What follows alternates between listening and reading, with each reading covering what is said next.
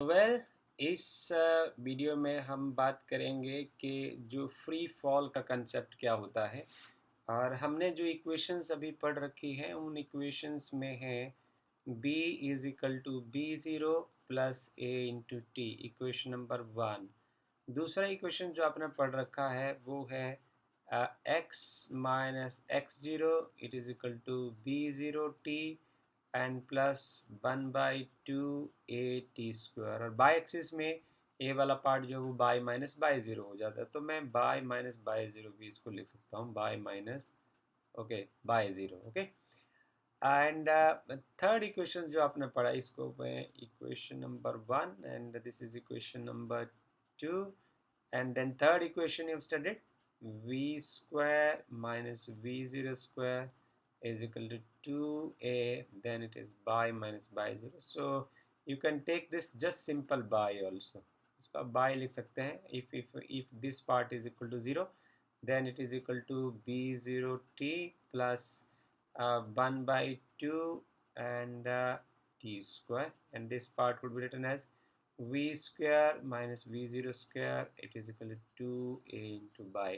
So here by 0 is equal to 0. Okay, so you know the significance of these two equations.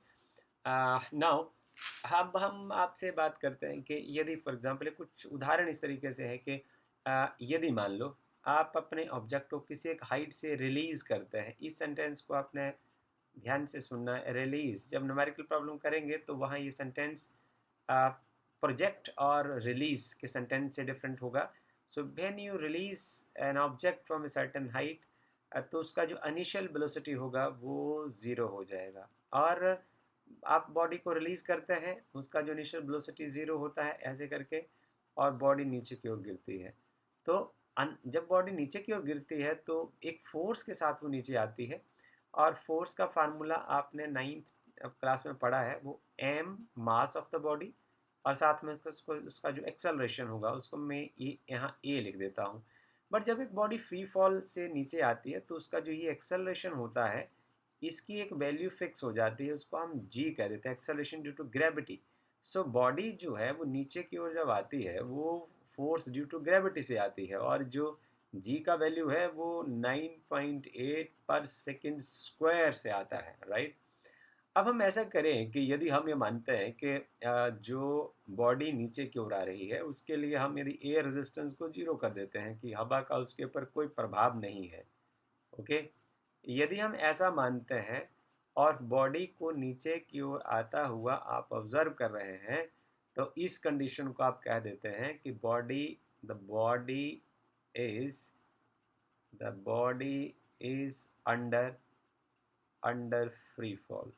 So body जो है वो free fall की state में है। तो ये कंसेप्ट फ्री फॉल का है कि फ्री फॉल में क्या होता है कि जो बॉडी नीचे की ओर गिरती है अलोंग नेगेटिव बाई डायरेक्शन, और उसका जो एक्सेलरेशन होता है वो फिक्स हो जाता है। अब इसके लिए एक कंडीशन है। हम ऐसा करते हैं कि यहाँ एक कंडीशन लगाते हैं। कंडीशन में कुछ इस तरीके से है कि इफ़ इफ़ जितनी हाइट से आप उसको फेंक रहे हैं उस हाइट को हम h कंसिडर करते हैं। If h is very much less than r is the radius of अर्थ। यदि ऐसा होता है, इफ़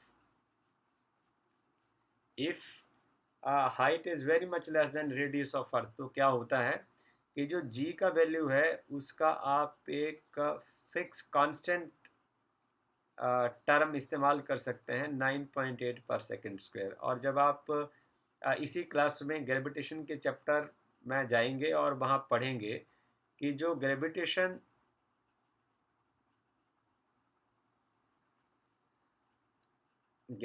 का जो कंसेप्ट है उसको हम इस्तेमाल यदि करेंगे, और ये रेडियस ऑफ अर्थ है, तो जो acceleration due to gravity G होता है उसका वैल्यू सरफेस के ऊपर तो मैक्सिमम होता है जो 9.8 मीटर पर सेकेंड स्क्वायर होता है। पर जैसे ही आप डीप डाउन द अर्थ जाते हैं तब भी acceleration due to gravity decrease होता है, और यदि आप up to the surface of earth जाते हैं तब भी ये डिक्रीज होता है। तो एक कंडीशन ये यहाँ रहेगी कि यदि आप अर्थ सरफेस के क्लोज हैं, किसी एक बिल्डिंग से आप ऑब्जेक्ट को थ्रो कर रहे हैं वो मल्टी स्टोरी बिल्डिंग हो सकती है, क्योंकि जो रेडियस ऑफ अर्थ है वो 6400 किलोमीटर के राउंड अबाउट होता है। तो उसके कंपैरिजन में एक बिल्डिंग की हाइट यदि 1 किलोमीटर से भी आप फेंक दे तब भी उसका जो एक्सेलेरेशन है उसका वैल्यू 9.8 ही आएगा। तो फ्री फॉल में ये कंडीशन जो है वो बहुत ज़रूरी है कि आप एक्सेलेरेशन ड्यू टू ग्रेविटी की वैल्यू 9.8 मीटर पर सेकंड स्क्वायर तब तक इस्तेमाल कर सकते हैं यदि जो हाइट ऑफ द बिल्डिंग है और हाइट जो आप चूज़ करते हैं फ्री फॉल के लिए वो रेडियस ऑफ अर्थ से बहुत कम होती है। दूसरा जो पार्ट है कि आप देखिए आपने एक चीज़ पढ़ा था इसी चैप्टर में, हम हमारे पास कुछ एक ऐसी क्वांटिटीज़ होती हैं जिनका मैग्नीट्यूड और डायरेक्शन होती है, वो वेक्टर क्वांटिटीज़ होती हैं, they have magnitude and direction. So उन क्वांटिटीज़ में जो आपने अभी तक पढ़ रखा है, जो आपको ज्ञान है वो है वेलोसिटी और एक्सेलरेशन। सो और डिस्प्लेसमेंट वेलोसिटी एंड एक्सेलरेशन। सो उसमें आपने ये पढ़ा था कि एक कोई ऑब्जेक्ट है यदि वो पॉजिटिव एक्स एक्सिस की ओर मूव करता है from the origin, then its sign is taken as positive along this direction, and if it moves along the negative direction its sign is taken as a negative। और यदि ये motion by direction में है, यदि ये motion by direction में है, तो यदि आप बॉडी को आप अप बार डायरेक्शन में प्रोजेक्ट करते हो तो उसकी velocity will be taken as positive. But यदि बॉडी नीचे की ओर जा रही है then it's vector quantity like v and a, they are taken as negative। So as the body in case of free fall it is coming to the negative bi-direction, this means a is taken as minus g, so its value is minus 9.8 meter per second square। So that is another important information for us to discuss about। यहाँ आप देख लीजिए आपके पास ये मैं इसको figure number 1 कह देता हूँ। ये एनसीईआरटी का जो फिगर है, ये फिगर नॉट मार्क है, मैं इसको फिगर नंबर 1 कह देता हूँ, या आप यदि बुक में ढूंढे तो ये है figure number 3.14 and part a. इस फिगर को आप ध्यान से देखिए। Graphical method is a shortest method to transfer the information.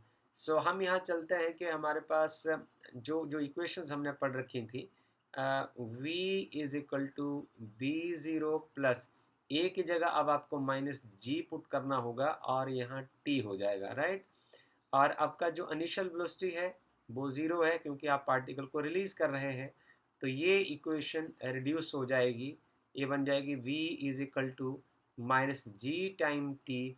ये फर्दर रिड्यूस हो जाएगी, वेलोसिटी का वैल्यू आपको माइनस 9.8 टाइम टी मीटर पर सेकेंड हो जाएगी। ओके, हम इसको फर्दर डिस्कस करेंगे। और उसके बाद हमारी जो नेक्स्ट इक्वेशन है वो हो जाएगी बाई इज इक्वल टू, ये है b zero v zero t, चलो इसको हम सिमिलरली सेम ट्रेंड में डिस्कस कर लेते हैं, प्लस 1/2, यहाँ आ जाएगा आपके पास माइनस जी और ये टी स्क्वायर हो जाएगा। वेलोसिटी को सॉरी, यदि आप ऑब्जेक्ट को जस्ट रिलीज कर रहे हैं ये वाला पार्ट ज़ीरो हो जाएगा और ये फर्दर रिड्यूस हो जाएगी equation y is equal to 1/2 and this is minus 9.8 time t square। So this will be y is equal to minus 4.9 time t square. So this is such meters, इसके unit रह जाएंगे। और जो third part है वो होगा v square minus u square is equal to 2s। So here this is v square and minus b0 square, v0 square is equal to 2 and then acceleration is minus g and it is y। तो आप release कर रहे हैं body को, numerical जब आप करेंगे बड़े सॉफ्टली आप कर लेंगे, इसको आप जीरो पुट कर दीजिए तो आपका इक्वेशन क्या बन जाएगा, v square is equal to minus 2gy and it's further reduce to कि आप square of the velocity is equal to minus 2 into 9.8 right into by. So इसके यूनिट हो जाएंगे metre square per second square. Okay, so ये changes आएंगे in case of free fall. तो यदि आपको शॉर्टकट में बड़ी जल्दी से न्यूमेरिकल प्रॉब्लम सॉल्व करना है तो फ्री फॉल के केस में आप जैसे आपने पढ़ा कि फ्री फॉल का केस है तो ये फार्मूला रिड्यूस करके ऐसे हो जाएगा। आपको जस्ट टी का वैल्यू सब्सटीट्यूट करना है और वेलोसिटी निकाल लेना है। यहाँ स्क्वायर टी स्क्वायर का वैल्यू पुट करना है, वो फ्री फॉल में कितने सेकंड के बाद कहाँ पहुँच जाएगा एकदम से आपको पता चल जाएगा। और यदि आपने अलग अलग डिस्प्लेसमेंट्स में बॉडी के वेलोसिटी को चेक करना है तो आपको ये इक्वेशन इस्तेमाल कर लें। सो ये बहुत आनंददायक कंसेप्ट है जिसमें मैथमेटिक्स के साथ आप प्ले कर सकते हैं। अब हम आपका ध्यान कुछ इस फिगर की ओर ले चलते हैं जो फिगर 3.14 का पार्ट ए है। इसमें हम थोड़ा आप ध्यान से देखेंगे तो जो इसकी एक्स एक्सिस है वो आपको इंफॉर्मेशन दे रही है टाइम के बारे में, जिसके यूनिट जो सेकेंड में है, और जो बाई एक्सिस है वो एक्सेलरेशन के बारे में बता रही है। आप इसके यूनिट से भी इसको देख सकते हैं। सी जो ये नेगेटिव बाई एक्सिस में ये वाला जो वैल्यू है, यहाँ एक्सेलरेशन है -5 मीटर पर सेकेंड स्क्वायर, और यहाँ है -10 मीटर पर सेकेंड स्क्वायर। तो -10 मीटर पर सेकेंड स्क्वायर से थोड़ा सा पीछे क्या होगा, दिस इज 9.8 मीटर पर सेकेंड स्क्वायर। ओके, सो इसका मतलब क्या हुआ, जब आप पहले सेकेंड की बात करते हो तो आपकी रीडिंग कुछ यहाँ आती है। ओके, तो आपका एक्सेलरेशन -9.8 पर मीटर पर सेकेंड स्क्वायर होगा। अब आप यहाँ चले जाइए, यहाँ भी एक्सेलरेशन उतना ही है, और यदि हम यहाँ एक का थर्ड सेकेंड के लिए हम यदि ऑब्जर्व करते हैं तो यहाँ भी आपका एक्सेलरेशन उतना ही है। यदि आप 4 सेकेंड के लिए आप ऑब्जर्व करते हैं तो आपका एक्सेलरेशन यहाँ भी उतना ही है। तो आप इस ग्राफ से क्या देख रहे हो, जैसे समय गुजर रहा है तो बॉडी का जो एक्सेलरेशन है वो -9.8 मीटर पर सेकेंड स्क्वायर ही है, और यही मैसेज आपको देता है ग्राफ कि आप फ्री फॉल की बात कर रहे हैं। और कंडीशन ये है कि जो हाइट ऑफ द फॉल है वो बहुत कम होना चाहिए in comparison to the radius of earth. Okay, अब हम इसके बारे में कुछ ग्राफ्स और हमारे पास अवेलेबल हैं जिनसे हम कुछ जानकारी जो हासिल करने की कोशिश करते हैं ताकि आप इसको और गहराई से जान सकें। आपको इसका जो आनंद लेना है और सीखने की कोशिश करना है। अभी आपको आप इनिशियल स्टेज पर जब फिज़िक्स करना सीखते हैं, अब आपको याद कुछ नहीं करना, आपको ग्राफ पढ़ने हैं, मैथमेटिक्स करना है, तो मैथमेटिक्स को अब आपने एक भाषा के रूप में समझने की कोशिश करनी है। और साइंस बहुत आनंददायक विषय होता है, आप इसका बहुत आनंद लेंगे आगे से आगे जैसे आप चलते चले जाएंगे। राइट, एनसीईआरटी की किताब को बड़े ध्यान से पढ़ना है और ये सबसे अच्छी फिज़िक्स को सीखना है। अब हम आपके साथ बात करते हैं अगले ग्राफ की। तो हमारे पास इक्वेशन है v, एक इक्वेशन है हमारे पास v इज इक्वल टू, अब यहाँ b0 है तो मैं यहाँ डायरेक्ट इसका इस्तेमाल कर लेता हूँ। जो हमने आपको पहले इक्वेशन पढ़ाई थी वो -9.8 इंटू टी आ जाएगा। Okay, so in the second page it is -9.8 into t. So इस इक्वेशन को इस्तेमाल करने का आपको सबसे ज़्यादा फ़ायदा क्या है कि आपको जस्ट देखिए पहले सेकंड के बाद आपको यदि देखना है तो आपकी वेलोसिटी की वैल्यू कितनी है, 9.8 है। आपको ग्राफ एकदम से इंफॉर्मेशन दे रहा है कि आपकी जो वेलोसिटी है पहले सेकंड के बाद 9.8 मीटर पर सेकंड होगी। अब आप अगला जो कोऑर्डिनेट ढूंढिए, या अपने 10th में ग्राफ पढ़े हैं और उस ग्राफ की मदद से आप यहाँ चले आइए। देखिए जहाँ ये इंटरसेक्ट करेगा, अब वहाँ आपको t इजिकल 2 सेकेंड के बाद आपकी जो वेलोसिटी हो जाएगी वो 19.6 हो जाएगी। This is equal to 19.6 meter पर सेकेंड हो जाएगी। ओके, और उसके बाद यदि आप चलें आगे सो ये इंक्रीज होती चली जाएगी, so it will keep on increasing. So मुझे अब ज़्यादा आगे बोलने का ज़रूरत नहीं है। तो फ्री फॉल में यदि आप कहें तो आपको एक इन्फॉर्मेशन मिलती है कि इट इज़ नियरली अबाउट 27-28 के आसपास। तो इसकी वेलोसिटी जो है it is regularly increasing, the velocity of an object is increasing regularly, so it is increasing regularly. Okay, so this is the message from this graph, and the usefulness of this graph is, if you will see the numerical and you study this statement that you are releasing the body from a certain point, from a certain height, then you can use this formula directly, put the different values of time, and you instantly you will got uh, the velocity at particular instant. So this is all about this graph. So now I will move ahead for one more graph, graphical informations to you. See, we have studied about this one more equation. This is by, it's having the unit SI units, meter में उसकी हम बात करेंगे। और ये समय जिसकी बात एसआई यूनिट्स उसके सेकंड होते हैं, इसके बारे में हम बात करेंगे। अच्छा, इसमें आप देखिए कि हमारी जो इक्वेशन है यहाँ बचती है आपके लिए, बी ज़ीरो को हम जीरो लेंगे, this is equal to minus of 1/2 minus of 1/2 g t square, जिसको फर्दर हमने लिखा था y is equal to minus of 4.9 time t square, और इसके जो यूनिट रहेंगे वो मीटर्स रहेंगे। ओके, अब आप इस इक्वेशन में देख सकते हैं कि जो आपने अभी तक शायद पैराबोला के बारे में नहीं पढ़ा होगा तो इसके बारे में हम बात नहीं कर सकते, पर यहाँ देखिए आपको ग्राफ एकदम से इंस्टेंट मैसेज देता है कि जब आप t is equal to 1 second यहाँ पुट करेंगे तो आपका जो बॉडी जो है वो इतने दूर चली गई होगी, इट इज़ नियरली 4.9 मीटर। सो ये 4.9 मीटर के आसपास पहुंच गई होगी। जब आप समय t is equal to 2 put करेंगे, सो ये जो ग्राफिकल एक आइडिया है, तो ये 16-17 के आसपास इसका वैल्यू आ जाएगा। You can learn from directly from this graph. Okay, approximately I am talking about. तो ये ग्राफ आपको एक मैसेज देता है कि देखिए कि जब आप t is equal to 3 second put करेंगे, okay, then it is near around about 40-41, so 41-42 इस तरीके से। what you are observing कि हम ये ऑब्जर्व कर रहे हैं कि वो हर सेकंड के बाद बराबर डिस्टेंस कवर नहीं करता। गौर से देखिए, पहले सेकंड में वो सिर्फ 4.9 मीटर कवर करता है आपका ऑब्जेक्ट, इसको भी हम आगे पढ़ेंगे।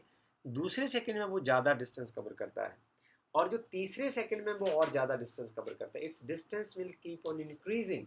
सो पहले सेकंड में यदि वो 4.9 मीटर ही करता है तो दूसरे सेकंड में वो इसका जो पहले का 4 गुना, तीसरे सेकंड में उसका 9 गुना, चौथे सेकंड में ये देखिए जो पहला डिस्टेंस है ना, इस डिस्टेंस को यदि मैं कोई बाई ज़ीरो मान लेता हूँ, ओके, सो जो दूसरा डिस्टेंस दूसरे सेकंड के बीच में, पहले और दूसरे सेकंड के बीच में वो मूव करता है, तो वो यहाँ 4 टाइम बाई ज़ीरो, जितना वो पहले सेकंड में मूव करता है उससे 4 गुना ज़्यादा मूव करेगा। तीसरे सेकंड में वो क्या करता है, उससे 9 गुना ज़्यादा मूव करता है।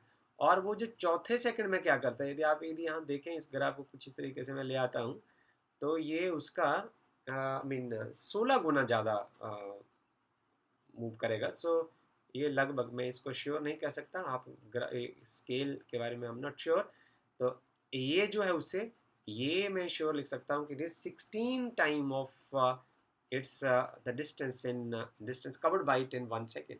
आप ये देखते हैं कि जब एक चीज़ को आप मल्टी स्टोरी बिल्डिंग से फेंकते हैं तो पहले सेकंड में वो 4.9 मीटर ही जाएगी, दूसरे सेकंड में उसके 4 गुना, तीसरे सेकंड में उसके 9 गुना, चौथे सेकंड में उसके 16 गुना, और पाँचवें सेकंड में उससे 25 गुना, छठे सेकंड में उससे 36 गुना। मतलब क्या हुआ, पिछले ग्राफ में आप चलिए, आप पिछले ग्राफ में भी आपने क्या सीखा है, आपने ये सीखा है कि जिस तरीके से समय बढ़ता जाएगा तो उसकी वेलोसिटी बढ़ती चली जाएगी। बड़े मज़ेदार बात ये देखिए, वेलोसिटी और टाइम का यदि तुम फ्री फॉल में ग्राफ बनाते, सॉरी रेशो बनाते हो, तो वो हमेशा 9.8 ही रहेगी।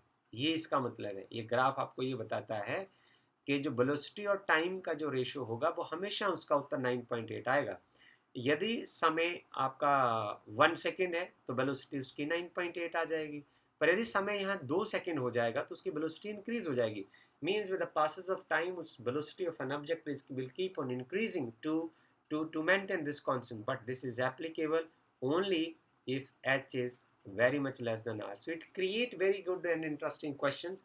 I'm not going to share it with you, but in the chapter of gravitation I will ensure you that I will share the same questions to you, because it requires a little bit more knowledge about gravitation. So wait till this chapter for this very curious question and the answer of this question. So till then, good luck for you, and if you do have some question then you can ask it while writing in the comment box. Thank you very much.